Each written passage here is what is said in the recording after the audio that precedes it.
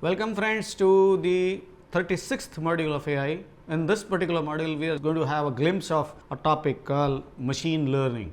Machine learning is a very different kind of domain today. A lot of experts believe that is already a domain, but it's evolved from expert systems. Remember our discussion on neural networks. Neural networks actually is the first thing that we had in machine learning.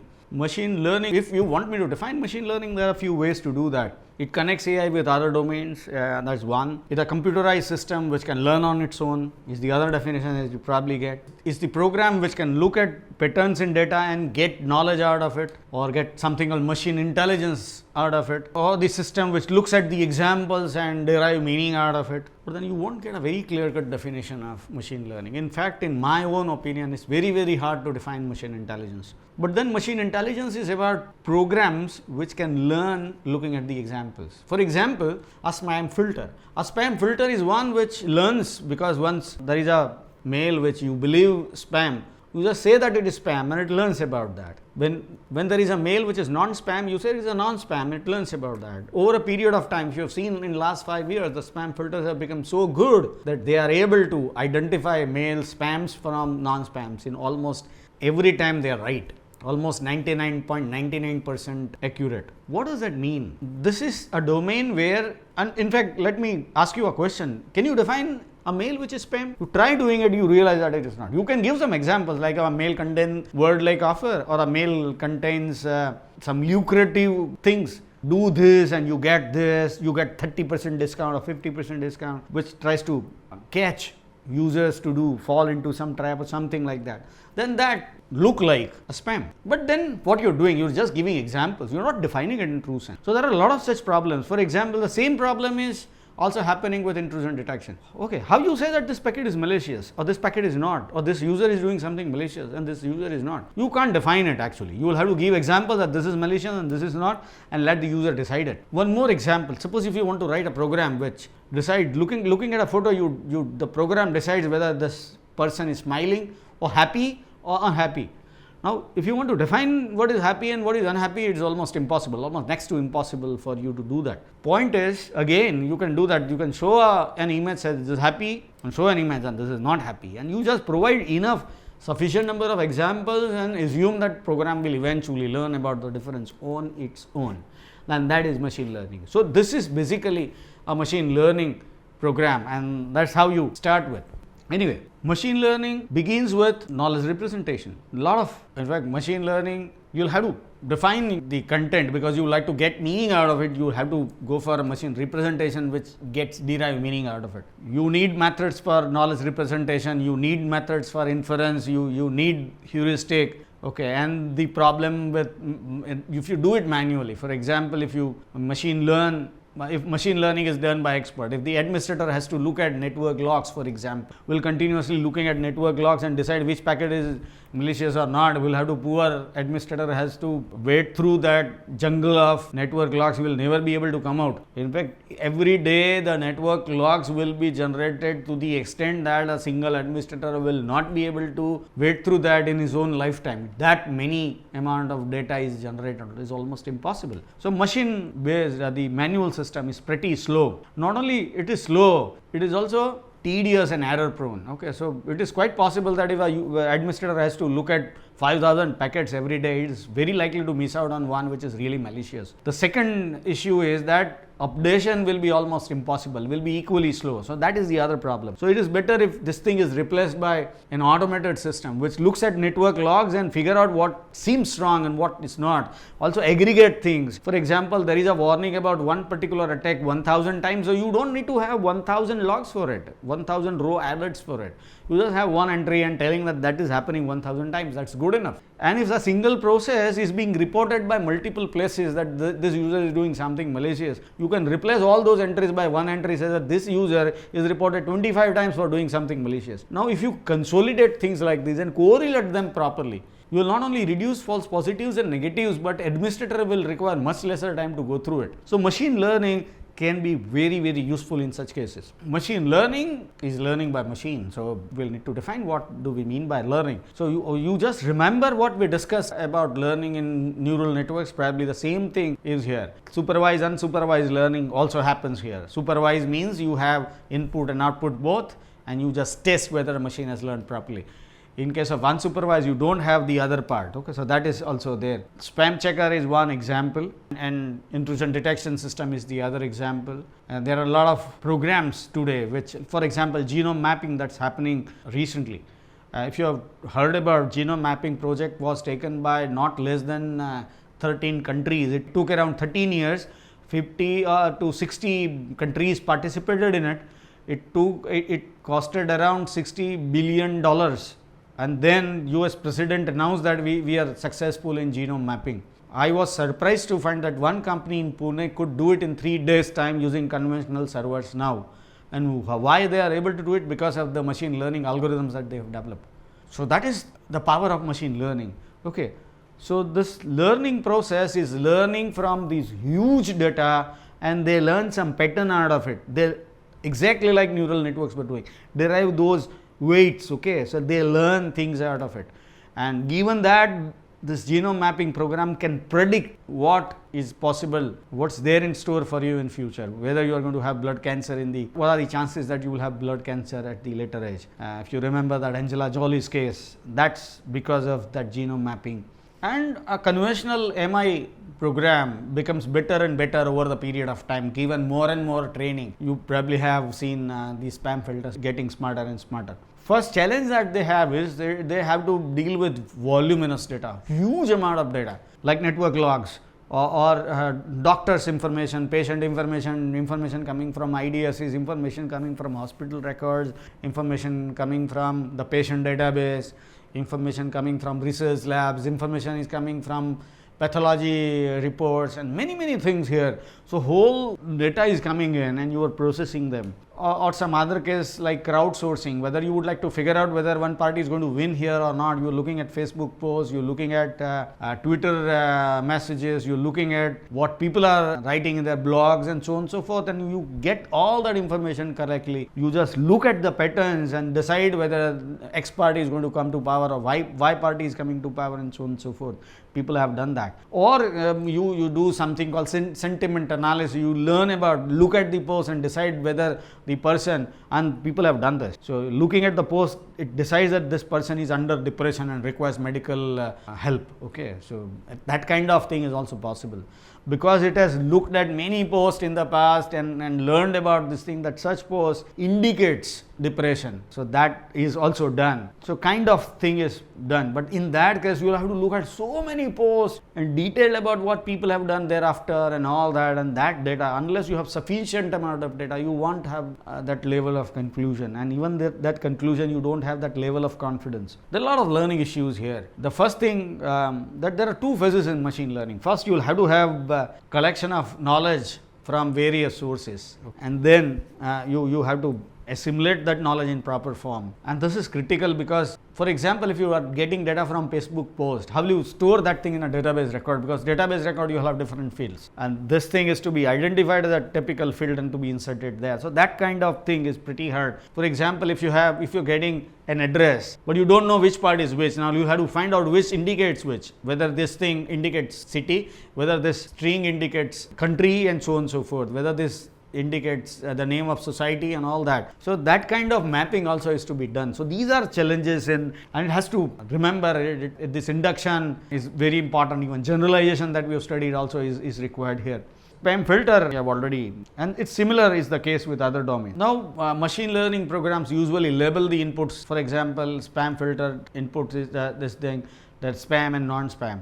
If you have looked at how Gmail is doing it labels it as promotional main, and so on and so forth. Okay, so it labels into 5-6 different possible labels. It's also possible that there is an image is available and the program is trying to discern whether this image is about our product or not, whether this any relevance to what I am looking for. For example, it looks at the post and whether the post is about my product. Once it is so, you may try to figure out whether this comment says that my product is good or whether the comment says that my product is bad. Okay, I'd like to learn about the user feedback using those posts, and probably this thing is going to help me. Okay, and we have already seen false positives and negatives. That is one very critical thing. So whatever you do in machine learning, false positives and false negatives will almost always comes into picture. So that is to be understood. And confidence level, how confident you are.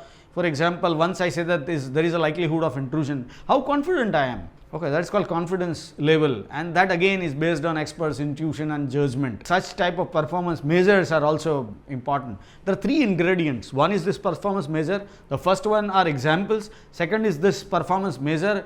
And the third one is the problem itself. So the problem, the yardstick of some sort, a performance yardstick, and the examples are three things which are readed. One researcher says that these three things are readed, and it's quite logical as well. We've already said that supervised and unsupervised learning are very critical parts of machine learning. I want to discuss about supervised and unsupervised learning in a little more depth now. We have already seen that we have training, testing, and generalization. That happens to be there with neural networks. There's also here. In machine learning also you have some training data where you allow machine learning program to learn, then you test, and once it is fine you can say that it is acceptable. For example, and usually that is done over some data sets. For example, in intrusion detection we have a data set called KDD cup. It contains huge amount of data, and if I want to test my new intrusion detection algorithm, I write this algorithm and test it on this data, and that data will be able to, the result will be able to tell how good my program is vis-a-vis other programs, because a lot of other people have also tested their programs on this.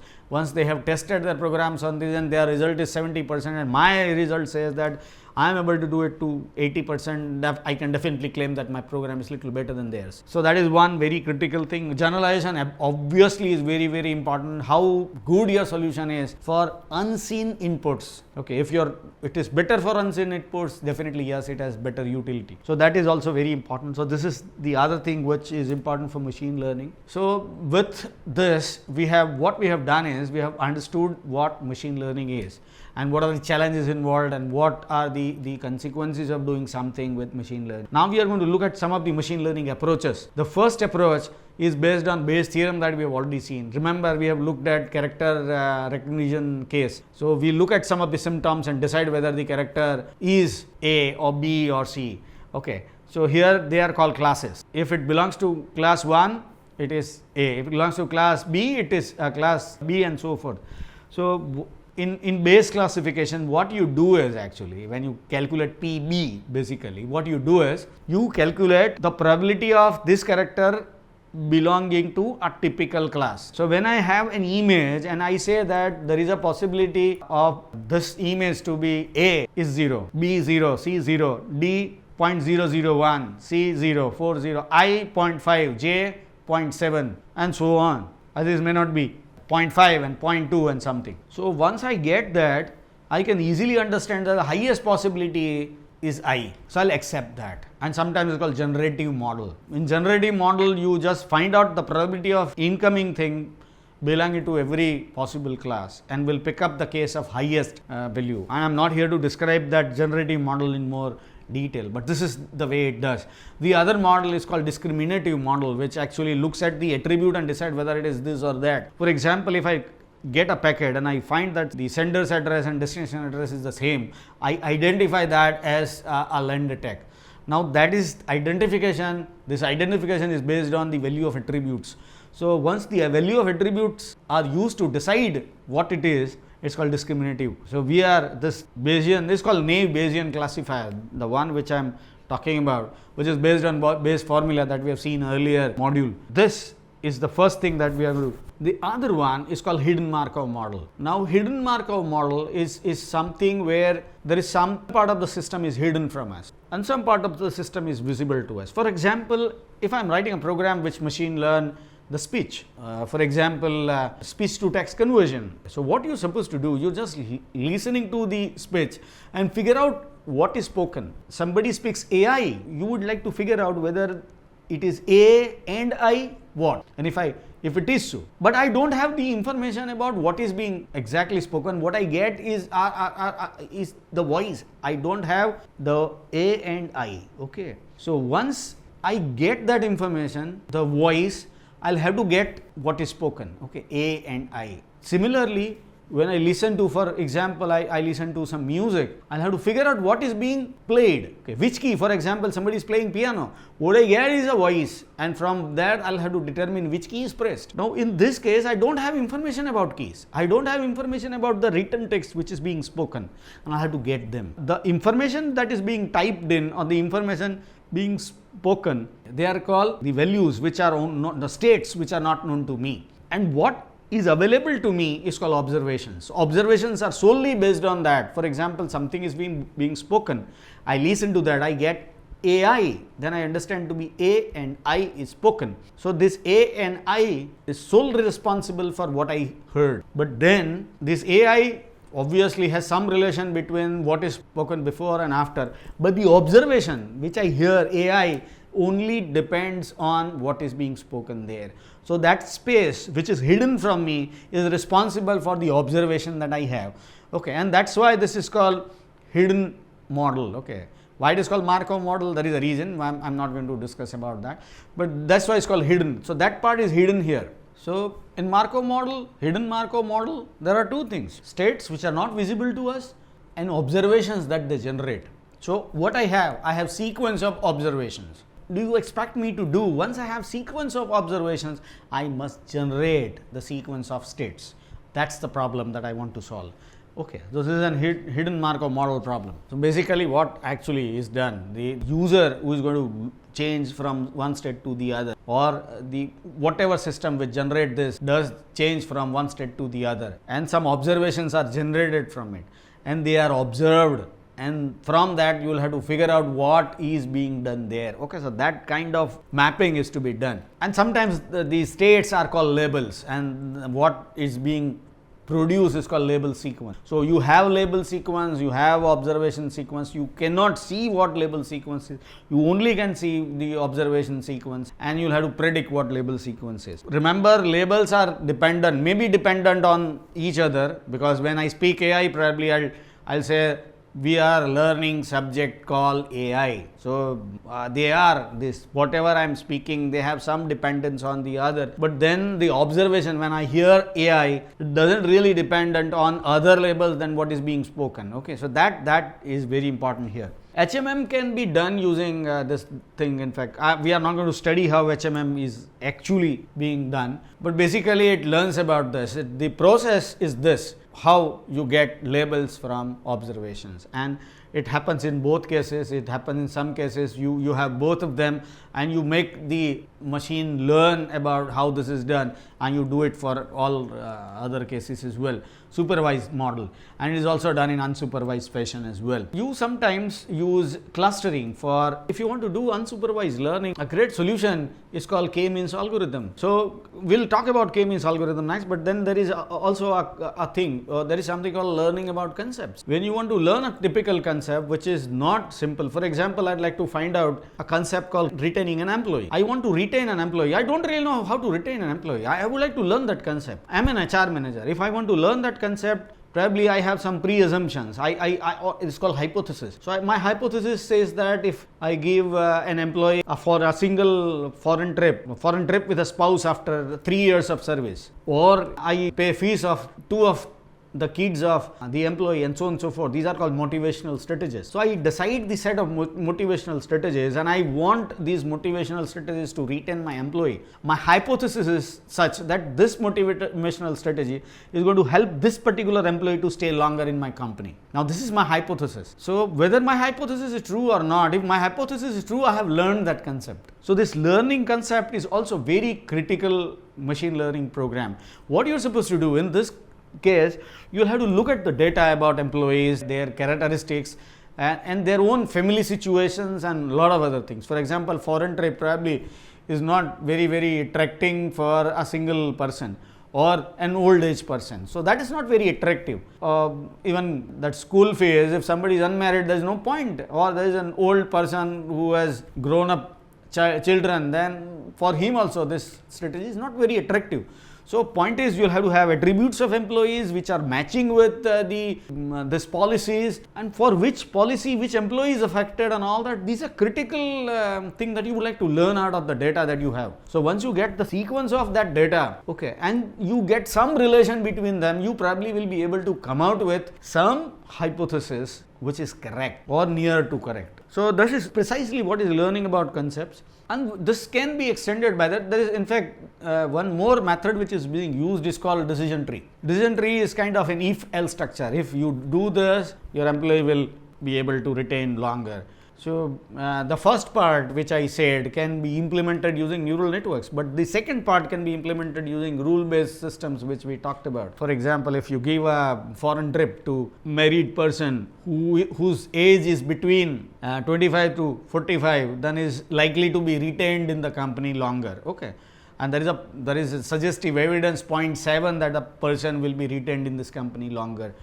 Okay, which I add that uncertainty part in it. So this is an example of the concept that you learn out of it. So that is called learning concepts, and machine learning is a great thing possible to be used. The clustering which I've started talking about, K means algorithm, happens in a very simple fashion.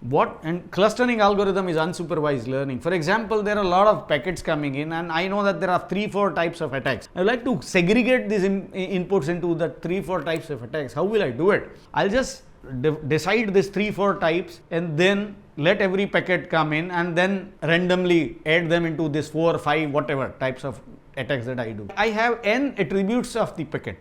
Based on that, I am storing them in an n-dimensional space based on their attribute value. Now, whoever is nearby is one group, and what you do is you just find out their distance to the center of their class, and based on that you decide the average distance from that center of that group. Now you look at again for every node which represents a packet, how far they are from different classes. If it is nearer to some other class, now it becomes the member of that class. So in the second phase you do this and redo it, you recalculate this cluster. Now obviously you are doing it better, so the cluster becomes smaller and smaller. Eventually, hopefully, you will get clusters which identify attacks. Basically, this K means clustering algorithm clusters the inputs into n-dimensional space where n are attributes, K groups where K are the classes in which you want to divide them. So clustering is again a very important approach for machine learn. We have an algorithm also available. There is something called deep learning which has become very important today. There are programs like from Google also. There is a program which can look at the figure and can tell you what is the color of the tail of a cat, or what is the color of a tennis player's hat, and so on and so forth. A lot of things are happening in this deep learning process. Is basically an extension to our neural network design. Here what is happening, every layer is learned separately. Now this is different. Every layer is learned. Once one layer is learned, it is clamped, fixed. Second layer is learned, then it is clamped and fixed, and then the third layer is learned and all that. What is happening here is that unlike backpropagation algorithm, backpropagation is not proven to be very successful in a multi-layer case, huge number of layers, because it tend to, like other layers tend to not participating in the process. Only few layers tend to participate, and it was very slow when a lot of layers are involved. So new algorithms are designed. A lot of people are coming out with their algorithms. In a very new phase, a lot of things are happening, but this is very critical also. So what does this do? This algorithms are able to train every layer in a way that they learn and collectively suggest and provide intelligence of this sort. Deep learning is very critical, and deep learning is something which is very important today. So that's the end of this module. Let me recap what we have seen in this module. In this module, we have looked at machine learning, we have looked at the components of machine learning, what machine learning requires, we have looked at some of the well-known approaches to machine learn, including Bayesian, the Bayes classifier, and concept learning and deep learning and all that. With that, we conclude. Thank you.